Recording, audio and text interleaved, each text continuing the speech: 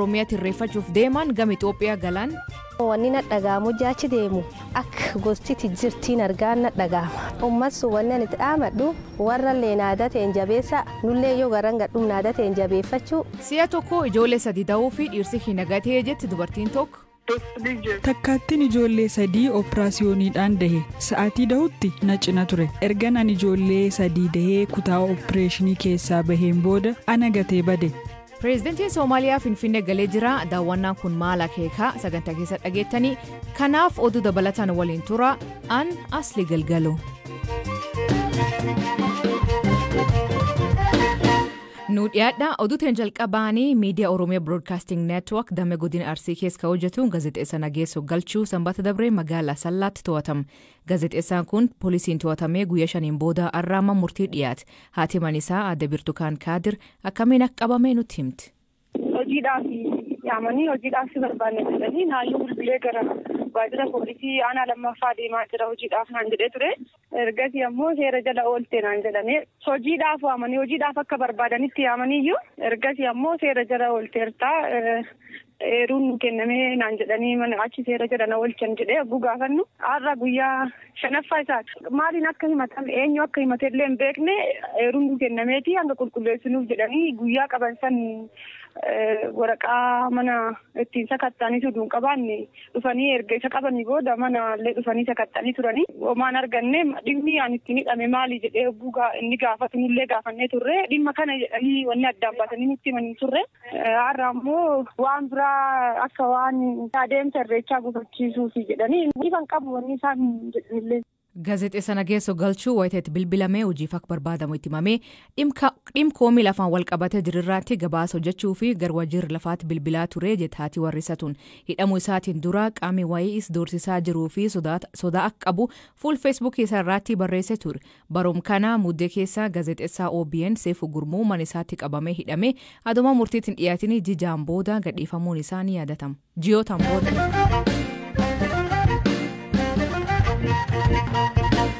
Ayyaanni irreechaa ka Oromoo gola Oromiyaa cufirra dabree biyyoota irra kaan walitti fiduu guyyaa 3 hafa. Hawaasni Oromoo keenyaa ka irreeffachuu fi sanbata dabree Naayiroobii irra kaan amma mooyyalee Itoophiyaa dhaqabanii jiran. Waayilii keenya Yaadata Biraanuu jilkan hordofuun miira isaanii gaafate. Maqaan kiyyaa Deeqanaan jedhani. Ani nama marroo gara Itoophiyaa sun deemuufi guddoo gammachuu dhaga'a. Maan jennaani armojja taa'u.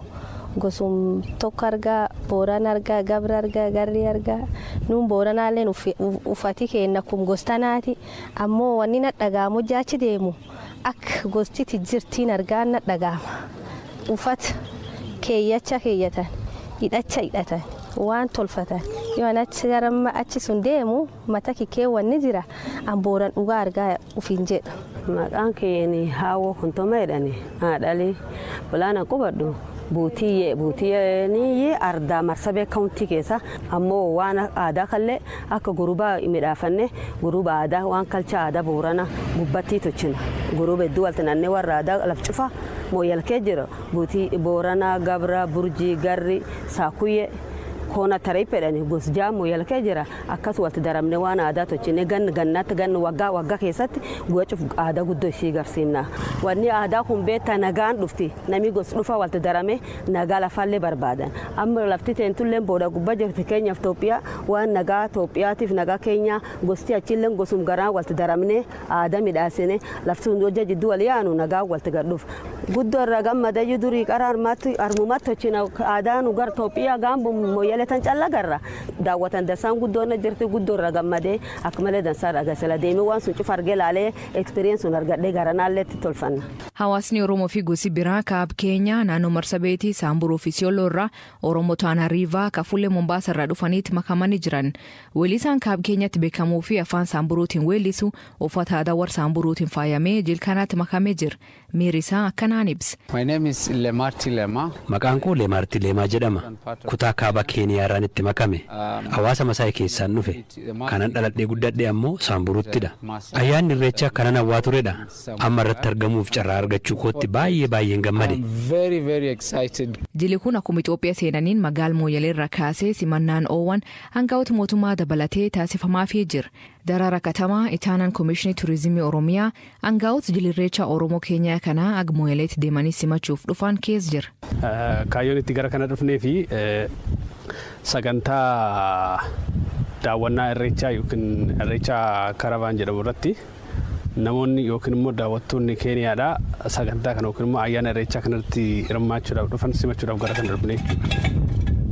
Irreechi kuni madda hawwata turizimii kan namoota hawwatu kan namoonni dhaqanii daawwatan ta'uu waan qabuu fi kaayyoo guddaan sagantaa kanatti qopheessinee fi uummatoota wal barsiisuudhaaf irreechi Itoophiyaa keessa qofatti kaaf osoo hin ta'in namoonni biyya biraa dhufanii ollaa Itoophiyaadhaa addunyaadhaa dhufanii daawwachuu akka danda'an ayyaanicha irratti hirmaachuu akka danda'an namoonni dhufanii akka nu daawwatan nu immoo dhagnee biyyoota ollaa keenyaa qabeenya hawwata turizimii ollaa keenya jiru akka daawwannuuf karaa agarsiisuu fi haala mijeessuuf jechuudha.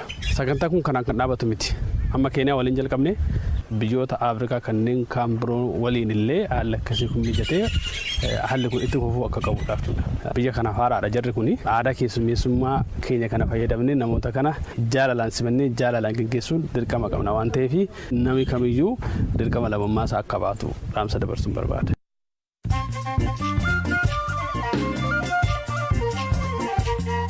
Dhaggeeffattootaan ammoo gabaabaa addunyaa isaanii dhiyeessaa jalqabaanii Itoophiyaa buufata xiyyaara idil addunyaatti kokeeniin kiiloogiraam 97 ta'uu kan birrii miliyoon 773 ol baasaa jedhamee to'atamu Koomishiniin Kumruuk Itoophiyaa hima.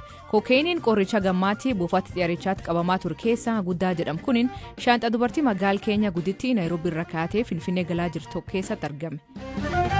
Adabaabayii beekamaa jiddugal magaal Londanitti siidaan yaadannoo nam bulchiinsa koloonii Biriteen dur dhaabbachuun lolaa ture lammii Malaawii Joon Chilembu'eef dhaabatama. Adabaabayii kanirratti siidaan yaadannoo nam gurraacha Afrikaa fooyitaa dhaabbatu kun isa jalqabaati. Lallabaan Wangeelaa fi qabsaan Pan-Afrikaanizimii Joon Chilembu'een seera bulchiinsa koloonii Biriteen cabsuun nama adii fuulduraatti koofiyaa uffate ture. Wayitaa gatiin doolaraa akkanaan ol ka'aa jirkanaatti maallaqi chaayinaa yuwaan akka malee gad bu'ee jedhan gatiin doolaraa ka dabalee erga baankiin jiddugaleessi USA jalqabji kanarraa eegalee dhal maallaqaa dabale baankiin jiddugaleessi chaayinaa gatii yuwaan akkaan hirrataa jirtu to'achuu fi tarkaanfii fudhachuu eegalee jedhe.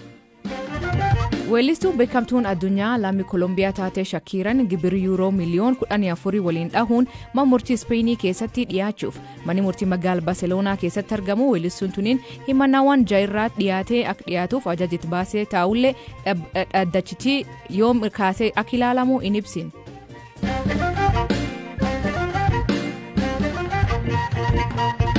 Hassan Sheikh Mahamud kacaams keessaa pireezidantii Soomaaliyaa ta'uun muudamee daawwannaa jalqabaa isaatii fi Finfinnee galee jira. Eegiyaan gootti dhufee biyyoota gaanfa Afrikaa fi baha Afrikaa imaluun Itoophiyaa daawwachuuf turuun isaa yaada garaagaraa kaasee ture. Daawwannaan isaa kun maal akeeka? Xiinxalaa siyaasaa gaanfa Afrikaa UK jiraatu Abdullaahi Boruu dubbise. Nafaasii inni akkas qabaatee nam cufir baay'ee laf cufir baay'ee raayis laf cufaatiin wal arganii wal dubbataniitiin jedhanii mul'an. Wanni qara sun talammeessitoo Usiyaanoon Itoophiyaa fi Soomalii jijjiiramuu fi jirti. Ammoo namichi qara namichi kun irraa abbaa lafa fudhate akka malee Itoophiyaa wal dhagaan. Akkasiifuu lafti fasti namichi kun deeme Keenya akkas jechuun Keenya nam qara haaniin guddoo waliin dhaga'anii isa akka malee harkuunganii soo inni harka deebisaaf deeme akkas malee atiin wanni guddoo nammaan tanbeetta namii akka salaalee bada inni nam kan cufaa wal argiitiin maan isaa irjirti lafisaati irjirti lafa qoolan bari'ee raayyaa warra akka rifijii Keenya gad dhufuu jirti sagalee fedhanii Itoophiyaan jiiranii hamdhiyeen kan Al-Shabaabiin Itoophiyaa seente akka irra kiyyaatti inni Itoophiyaa deemitii turiitiin wamayyaa kiyyoo midhaasiis malee. Soomaaliyaa Itoophiyaa fi Eertiraan waliin taatee hariiroon isaanii baay'ee cima ture. Waan hedduu irratti walii galuun waan akka dinagdee nagaa irratti waliin ta'uun waan hedduu waliin hojjechaa turanii kun deebifamuu danda'a. Itoophiyaa Soomaaliyaa Eertiraa wal dhageettini Hoonoof Afrikaa irjirti. Ammoo Usiyaanoon warsuun sadeenii Usiyaanoon Isaayaasiif Barmajootiif ka beeta abii ufuma jechuu malee wanni qoranii namii taa'ee wanni nu waan akkanaatu beeta fakkeenya East African Commission hin jirtu. Ammoo Itoophiyaa Soomaaliyaa Eritreyaa wal dhageetimaan riijoonii jirti. Ammaan ta Soomaaliyaa laal dubbiyenne East African Community seenu feeti. Eegi Itoophiyaan eegi Soomaliin seetetti hin jette Itoophiyaalleen turii dhiyaadhi irum seenti. Yoo Itoophiyaan East African Community seenti ka DRC East African Community seenti from Red Sea to the Indian Ocean to the Atlantic Ocean. Garta nagaad beesharaa hojii nam kan cufaa jirti. Harma deemtee safarii deemtee viizaan barbaan kaadum callaan deemte nam cufaa jirti. Yeroo pireezidantii Soomaaliyaa ture Mohaammed Ariiroo cimaa Itoophiyaa waliin qabaachaa ture gaafa sammuu namoonni Itoophiyaa bulchaan TPLF turanii TPLF'n amma ammoo mootummaa Itoophiyaatiin wal lolaa jiranii kunin hariiroo isaanii jijjiiruu danda'a. Jijjiiruu hin dandeenye. Maan jennaan gaafas TPLF sirkaal suniif TPLF hin hojjeta. Amma bii Prosperity Party sirkaal abiin hojjeta. Yoo namni dhibiin fakkeenya inni kuraa gannitti aanu ka Itoophiyaa namni dhibiin gad dhufe aseegii Ra'iis Soomaaliyaa namni sun waliin hojii hojjeta. Akkas jechuun maan jechuun dhibiin qabdu. Ammoo wanni muhimuun yaani arda tana Itoophiyaa, Soomaaliyaa, Keeniyaa, Eritreyaa, Jibuutii namni kun cuftii akka beektan afaa sirkaala wal dhagaye gumitaan cufaa jirti. Maan jennaan amlaale. Oolan bariyee namni kun cufti beekseen lafkeessa hin jirtu miliyoon 9 horiin kaawwabbay si galte wanti kun nam cuuf dhiphisiti ammaan tan abiin isaa fi Hassan Sheikh Mahmuudini akka sirkaala waliin hojii hojjechuu jiran malee akka beekta nu hojjaalowwan hojii hojjechaa jiru.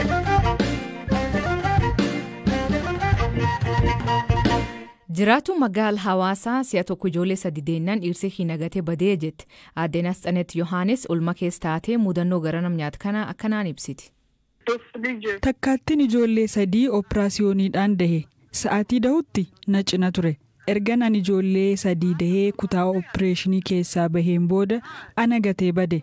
Humna isaan qabu akkamiinan guddisaa jechuun kan bahee bade. Kanaan dura waggaa agam waliin jiraatan gaaffii jedhu dubartiin tuniin bakka jalqabetti wal baran irraa kaa'uun ibsiti. Ani kan hin dhaladhe magaalaa Yirgaalamitti yoo ta'u kan wal barrees achumattidha. Umriin koo waggaa 7 yeroo jirutti haadhaaf abbaa koo nan dhabe. Mana namaan jiraachaa ture. Jireenyi mana namaas waan naaf hin mijanneef baheen hojii shayii fi bunaa gurguruun hojjechaa ture.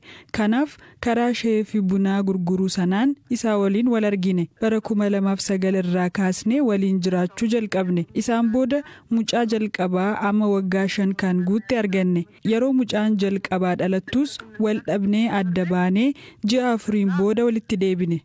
Ergasii garuu walitti bu'iinsaa fi bu'aa bahii dabarsinus hangan gaafa ijoollee lakkuu 3 kana dahutti walumaan jiraataa turre. Yeroo daa'umsaa fi hospitaal jirtuutti firii gaafata hin qabneef waan isi barbaachisu akka hin argatiin dubbatte. Namni dhufee jabaadhu naan jedhee hin jiru ture. Ibsuudhaaf nama rakkisa. Namni yeroo achi keessa jiru wanti nama barbaachisan baay'eedha silaa. Mooqa nama biraatiif dhufeen fayyadamaa ture. Nama tokkollee of biraa hin qabuun ture. Abbaan manisii kun eegisii dhiisee deemee amji tokko jira. Gaaf deemee waan sitti himqabaa gaafi jedhu akkanaan deebiste. Ergan hospitaalee ji'a tokko ture booda bahuudhaaf yeroon jedhu baatee eessa dhaqxaa kiraa manaa hin kaffallee naan jedhe. Kanaaf maal gochuun narra jiraa yeroottiin jedhu egaa kanaan booda naaf hin bilbiliin iyyuu naan jedhe. Guyyaa sanaan booda bilbilli isaa hin hojjetu. Ulfaajii 7 yeroo jirtuutti altiraasaawundiin ilaalamtee ijoolleen 3 akka gara jirtuu itti himam. Gaafas hedduu akka naatee fi sodaattee dubbate dubartiin tuniin. Yeroo ammaa wal dhabdeen jidduu isaanii waan hin jirreef yaaddoon jireen duraan jiru irraatti ijoolleen 3 dhufan jechuun yaadii isii dhiisee baduu akka hin oolle himti. Amma immoo haalli isiin kee jirtuu maal fakkaata? Yeroon hospitaalaa bahu akka carraa nama ta'e argadheen bakkan deemuu fi jiraadhu hin qabu jedheetti himannaan mana namaa nageessee isaantu na gargaaraa jira.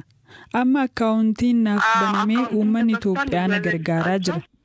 Dhageeffatooteen sagantaan irraa aganumaa nu waliin turuu keessaniif ulfaadha isaniin jenna. Oduu dabalataa weebsaayit keen BBC News Afaan Oromoo irra dubbisa akkasumas Facebook keenna BBC Afaan Oromoo laala. Mammaansi galgal kanaa aduu waliin gallee oola walii qallee jetti geedalli sareen. Hiikan isa maani kooment keessatti nu beeksisa. Sagantaa kan qophees Biraanuu Gammachuu gam teknikaatiin Mubaarak Abdallaa keessaniif dhiyees an asli galgalooti agborisaatti akkana nagaa waaqee bulaa oraa bulaa deebanaa hangafamaan dhan bulaa.